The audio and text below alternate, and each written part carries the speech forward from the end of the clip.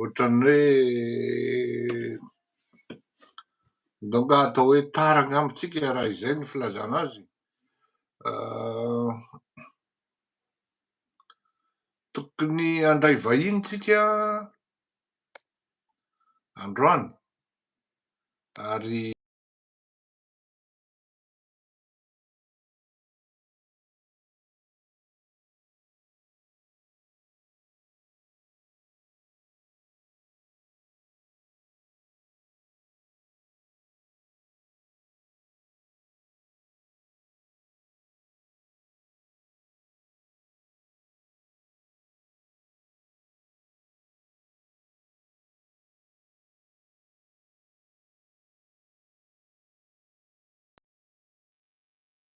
ao ve ny rahalahy,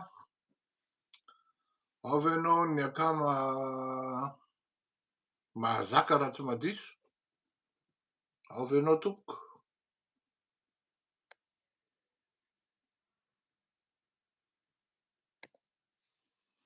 Ao ve ianao rahalahy mahazaka raha tsy madiso tompoko?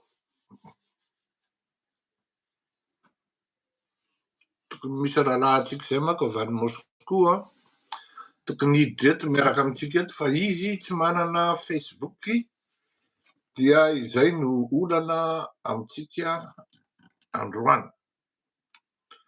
Ao ve ianao tompoko?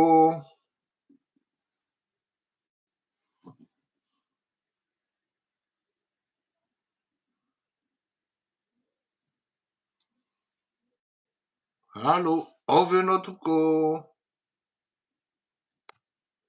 Lasa jerena ato amin'ny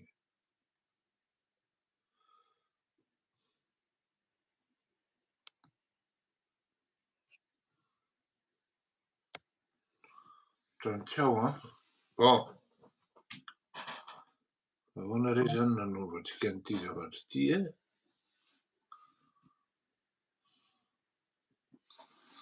mety angambany dia ataontsika pause kely dia miantso azy aloha dia heverina eo avy eo miala tsiny indrindra tompoko io.